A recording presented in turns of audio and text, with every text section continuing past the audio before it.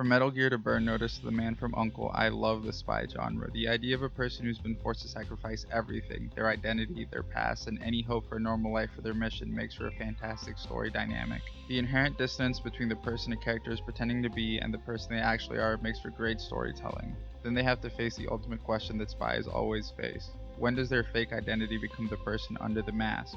That's the exact question that the characters of Spy X Family continue to ask themselves throughout the series. Spoilers for the first 30 chapters incoming. Spy X Family is basically the Americans plus Mr. and Mrs. Smith times Spy Kids, and I want to tell you what makes the series one of the best manga I've read in years. Created by Tetsuya Endo, the story is set in a world where the countries of Ostania and Westalis are locked in a tense Cold War. It follows Twilight, the world's best spy who's been assigned the mission of getting close to Donovan Desmond, a reclusive hermit who only comes out for meetings of his kids' Imperial Scholars group. So Twilight has to assemble a fake family in 7 days to infiltrate the school, and his reaction is literally what every other normal person's would be.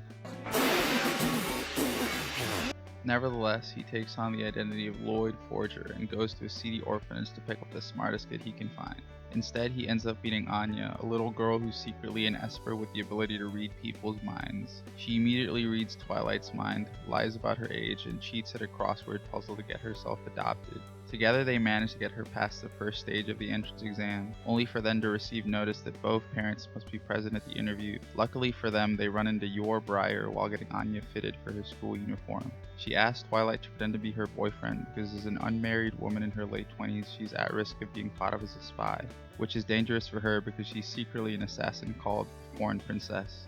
After a wacky date and being chased by some goons, Yor proposes to Twilight he becomes her fake husband to throw away any suspicion, which works perfectly for his plan. With the fake family ready, the story follows the exploits of the Forgers as they grow closer together, and Twilight continues to try to get Anya to become the ideal student so she can infiltrate the Scholars group and draw out Donovan Desmond. There's only 27 chapters out right now, so the series is still pretty fresh, but so far they've met Donovan's son, Yor's secret police brother, and stopped a terrorist bomb plot with the help of a psychic dog. So you may ask yourself, after agreeing with my quick movie maps earlier, why is this manga so good? Let me tell you. The first thing that makes the series so great is the story. Every chapter has the characters tackling some new slice of life topic or one of Twilight or Yor's missions. The main thing that drives the plot forward and provides tension is the fact that every character has a secret they want to keep hidden from other members of the family. Yor and Twilight keep their double lives secret from one another and Anya. Yor even gets shot in the butt during an assassination, but refuses to get medical help or even tell Twilight about it during their date.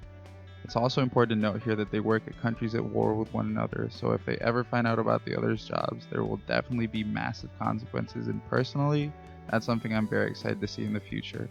Meanwhile, Anya keeps her powers secret from her adoptive parents, but because she knows about their double lives, it lets her have a bigger impact than role in the story. Usually in ensemble stories like this one, kids are hit or miss because they don't actually have any impact in the adult storylines. But her powers allow her to participate in her parents' work lives while also being able to have her own misadventures with her classmates. And that's such a great storytelling device because it allows the story to oscillate between two different storylines for its chapters. The first storyline follows Twilight, Yor, and Anya going about their days while their secrets interrupt and intersect those lives. The best example of this is when the family's out shopping for a dog, only for Twilight to get involved with stopping a terrorist bomb plot while Anya tries to save him from getting blown up, and Yor attempts to save Anya from what she thinks is kidnappers but are actually the terrorists trying to blow up Twilight. The three concurrently running plot lines allow story threads to switch when they've reached peak hype, which allows the story to build to an even bigger crescendo. This is something we've only seen once in the story, but I'm sure we'll get more stories that follow each family member as the series continues. Meanwhile, the second dynamic follows Anya and her classmates. It allows us to get breaths of fresh air between the more tense and adult storylines. On her first day of school, Anya meets Becky Blackbell and Desmond's son Damien. Hoping to help Twilight, Anya attempts to get close to him but realizes that he's a super douche, so she gives him a killer right hook in a scene that I'm sure will rival Luffy punching that world noble when it's animated.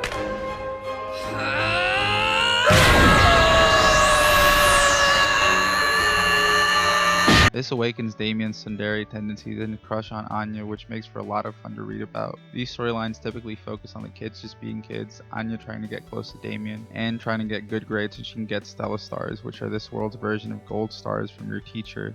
These storylines offer readers a chance to relax with low stakes after witnessing something that could have gone catastrophic for the family. Having these alternating dynamics allows readers to see different parts of the characters' lives, which is always a hard thing to do in an ensemble series. It also allows readers to experience this sort of undulating series of stakes and adventures. When we're with the whole family, the stakes are usually more dangerous and immediate, but when you're with the kids, they're more light and casual. Opposite to the terrorist storyline, switching POV with peaking levels of hype, being able to switch off between the two storylines allows to change dynamics when there's a lull in one, but something exciting could happen in the other. The storylines and characters are an important part of what keeps people coming back to the series every 2 weeks, but the second part is the ridiculously hilarious comedy in every chapter. Look at this image. On some really basic level, this makes my tiny little lizard brain chuckle, and faces like these are a huge part of the comedy in Spy X Family. From the panels you've seen throughout the video, you know that it has stellar artwork and character design. Endo really knows how to draw, but more importantly, he really knows how to draw comedy. Anytime there's a shocking moment or something goes wrong in the story, Anya makes some type of super exaggerated face. There's literally hundreds of them throughout the series. They're a huge reason for the series' popularity, and I was actually introduced to the manga because I kept seeing panels from the manga used as reaction memes throughout Reddit and Twitter.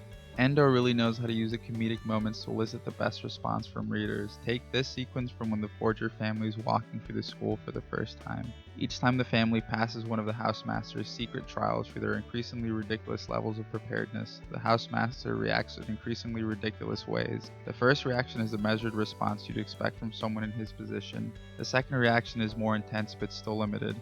The third reaction, meanwhile, is pretty crazy, but the fourth reaction is absolutely ridiculous. Watching this sequence play out while reading had me pausing to laugh every few seconds, and something like this happens once every chapter, but it never gets old to read. While a lot of the laughs come from the characters' ridiculous reactions, the comedies only increase because Endo is a great user of comedic misdirection.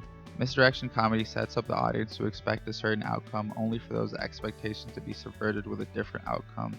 Take a look at the chain of events when Anya tries to throw a dodgeball. She thinks back to Yor teaching her how to throw, then we get this incredibly well-drawn wind-up on a whole page. The flashback and the wind-up mean that we expect her to destroy the other team, but instead we get this humorously pathetic throw and Anya gets taken out immediately afterwards.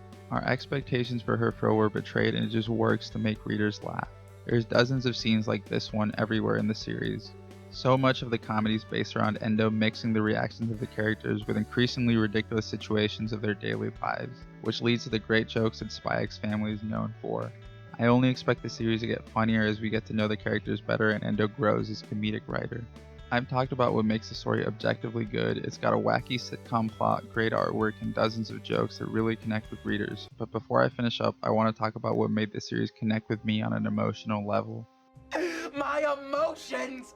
My emotions! All of the prominent characters either come from a place of loneliness or tragedy, often both.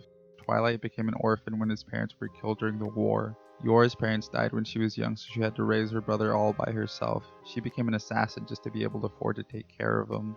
Anya, meanwhile, was raised by scientists who only cared to experiment on her and refused to let her be a kid.